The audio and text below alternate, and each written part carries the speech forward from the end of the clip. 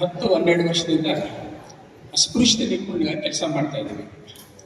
ಇದಕ್ಕೆ ಸ್ಫೂರ್ತಿ ಅಂತಂದರೆ ಬಾಬಾ ಸಾಹೇಬ್ರ 2 ಪುಸ್ತಕಗಳು. ಒಂದು ನೀವೆಲ್ಲ ಓದಿರ್ತೀರಿ, ಅನಿಹಿಲೇಷನ್ ಆಫ್ ಕ್ಯಾಸ್ಟ್, ಇನ್ನೊಂದು ರೆವಲ್ಯೂಷನ್ ಅಂಡ್ ಕೌಂಟರ್ ರೆವಲ್ಯೂಷನ್. ನಾವೇನು ಕೆಲಸ ಮಾಡ್ತಾ ಇದ್ದೀವಿ, ನಾವೇನು ಒಂದು ವಸ್ತು ಅಂತ ನಾವಿಲ್ಲಿ ಒಂದು ಮೆಷರ್ ಆಗಿ ಪ್ರೆಸೆಂಟ್ ಮಾಡ್ತಾ ಇದ್ದೀವಿ, ಅದರ ಬೇರುಗಳನ್ನ ನಾನು ಈ 2 ಪುಸ್ತಕದಲ್ಲಿ ನೋಡಿದ್ದೇನೆ. ಒಂದು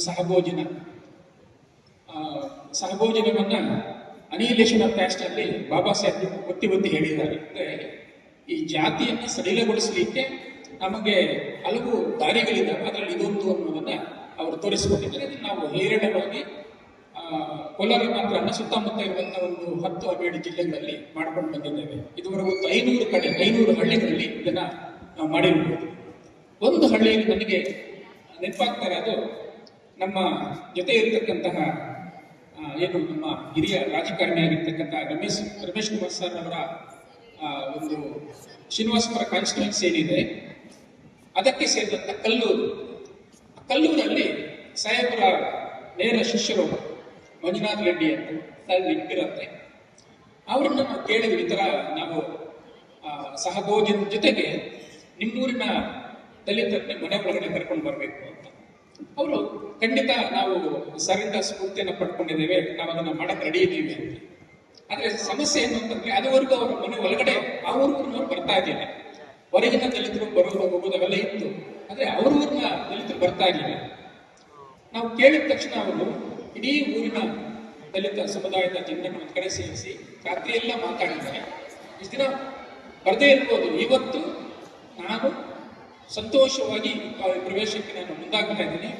ಬರೀ ಇವತ್ತು ಮಾತ್ರ ಅಲ್ಲ, ಇನ್ನು ಮುಂದೆ ನಿರಂತರವಾಗಿ ಬರುವಂತಹ ಒಂದು ಮನಸ್ಸನ್ನ ಮಾಡಿದ್ದೇನೆ. ಈ ಕೆಲಸವನ್ನ ಅನೇಕ ಕಡೆ ನಮ್ಮ ಸ್ನೇಹಿತರೆಲ್ಲ ಮಾಡ್ತಾ ಇದ್ದಾರೆ, ನಾನು ಕೂಡ ಇದನ್ನು ಸೇರಿಕೊಂಡಿದ್ದೇನೆ, ದಯವಿಟ್ಟು ಬನ್ನಿ ಅಂತಂದಾಗ ಮರುದಿನ ಎಂಟೈರ್ ಊರಿನ ದಲಿತ ಸಮುದಾಯದವರು ಅವರ ಮನೆ ಒಳಗಡೆ ಬಂದಿದ್ದರು. ಆ ಕಾರ್ಯಕ್ರಮ ಹೇಗಿತ್ತು ಅಂತಂದ್ರೆ, ಒಂದು ರೀತಿಯ ಹಬ್ಬದ ತರ, ಬರೀ ಏನೋ ಒಂದು ಮುಖಾಂತರ ಮಾಡ್ಕೊಂಡು ಮಾಡುವಂತ ಕಾರ್ಯಕ್ರಮಗಳಲ್ಲ. ಸುಮಾರು ಜನ ನೋಡಿರಲ್ಲ. ಬಹಳ ಸಂತೋಷದಿಂದ ಮನೆಗೆ ಚಪ್ಪರ ಹಾಕಿಸಿ ಒಂದು 200-300 ಜನ ಇವರಿಗೆಲ್ಲ ತಿಂಡಿಯನ್ನ ಮಾಡಿಸಿ, ಬೆಂಡಾಲ್ ಹಾಕಿಸಿ, ಸುತ್ತಮುತ್ತ ಇರುವಂತ ಅನೇಕ ಹಿರಿಯರನ್ನ ಕರೆಸಿ ಒಂದು ಕಾರ್ಯಕ್ರಮವನ್ನ ಏರ್ಪಡಿಸಿದರು. ಅದರಲ್ಲಿ ಒಂದು ಸೀನ್ ನನಗಿನ್ನೂ ನೆನಪಿದೆ.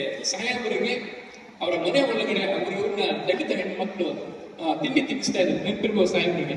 ಸರ್ ಕೂಡ ತನ್ನ ಮನೆಯ ತಂಗಿನೇ ಪಕ್ಕದಲ್ಲಿ ತಂಗಿನೇ ಕೂತಿದ್ದಾರೆ ಅಂತೇಳಿ ಇವರು ಕೂಡ ಅವರಿಗೆ ತಿನ್ನಿಸ್ತಾ ಇದ್ದಿದ್ದು ನನ್ನ ಮನಸ್ಸಿನಲ್ಲಿ ಹಾಗೆ ಉಳಿದಿದೆ. ಅಂದ್ರೆ ನಾವು ಪ್ರಯತ್ನ ಮಾಡಿದರೆ ಎಲ್ಲಿ ಪ್ರವೇಶ ಸಾಧ್ಯ ಆಗಿಲ್ವೋ ಆ ಪ್ರವೇಶವನ್ನ ಸಾಧಿಸಬಹುದು ಅನ್ನೋದನ್ನ ನಾವೆಲ್ಲ ತುಂಬಾ ಜನ ಇಲ್ಲಿ ನಮ್ಮ ತಂಡದ ಸದಸ್ಯರೆಲ್ಲ ಇಲ್ಲಿ ಬಂದಿದ್ದಾರೆ. ನಾವೆಲ್ಲ ಕೂಡ ಇದನ್ನ ಮಾಡ್ಲಿಕ್ಕೆ ಸಾಧ್ಯ ಆಗಿದೆ. ನಾವು ಮಾಡ್ಲಿಕ್ಕೆ ಸಾಧ್ಯ ಇದೆ ಅಂದ್ರೆ ನೀವು ಕೂಡ ಮಾಡ್ಲಿಕ್ಕೆ ಸಾಧ್ಯ ಇದೆ. ಆದ್ರೆ ನಾನು ನೋಡ್ತಾ ಇರೋದೇನಂದ್ರೆ, ತುಂಬಾ ಜನ, ಅದರಲ್ಲೂ ವಿಶೇಷವಾಗಿ DSS ಸೇರಿದಂತ ಅನೇಕ ಜನರಲ್ಲಿ ನಿರುತ್ಸಾಹ ತುಂಬಾ ತುಂಬಿಕೊಟ್ಬಿಟ್ಟಿದ್ದಾರೆ. ಭಯ ಆಗತ್ತೆ. ಯಾಕೆ ಅಂತಂದ್ರೆ, ಒಮ್ಮೆ ನಮ್ಮಲ್ಲಿ ನಿರುತ್ಸಾಹ ತುಂಬಿಕೊಟ್ಬಿಟ್ರೆ ನಾವು ಸಾಧಿಸಬೇಕಾದದನ್ನ ಸಾಧಿಸಲಿಕ್ಕೆ ಸಾಧ್ಯನೇ ಇಲ್ಲ. ಅಂಬೇಡ್ಕರರ ಯಾವ ಪುಸ್ತಕದಲ್ಲೂ ಕೂಡ ನಿರುತ್ಸಾಹದ ಸಣ್ಣ ಎಳೆ ಕೂಡ ನಿಮಗೆ ಕಾಣಿಸೋದಿಲ್ಲ. ಅವರ ಪುಸ್ತಕಗಳನ್ನ ಓದಿದ್ದ ನಾವು ಯಾಕೆ ಸಾಧ್ಯ ಇಲ್ಲ, ಹೋಗೋದಿಲ್ಲ ಅಂತ ಯಾಕೆ ಮಾತಾಡ? ಈಗ ನಾವು ಅದನ್ನ 500 ಊರುಗಳಲ್ಲಿ ಮಾಡಿದ್ದೇವೆ, ಸಣ್ಣದಾಗಿ ಮಾಡಿರ್ಬೋದು, ಬಹಳ ದೊಡ್ಡ ಯಶಸ್ಸು ಆಗ್ತಾ ಇರ್ಬೋದು, ಅದು ಮಾಡ್ಲಿಕ್ಕೆ ಸಾಧ್ಯ ಇದೆ ಅನ್ನೋದನ್ನ ನಾವು ತೋರಿಸ್ಕೊಡ್ತಾ ಇದ್ದೇವೆ. ಅಂದ್ರೆ ದಯವಿಟ್ಟು ಯಾರು ಕೂಡ ನಿರುತ್ಸಾಹವನ್ನ ಪಡ್ಕೋಬೇಕಾದಂತ ಅವಶ್ಯಕತೆ ಇಲ್ಲ, ಅದು ಹಾಗಿಲ್ಲ ಕೂಡ.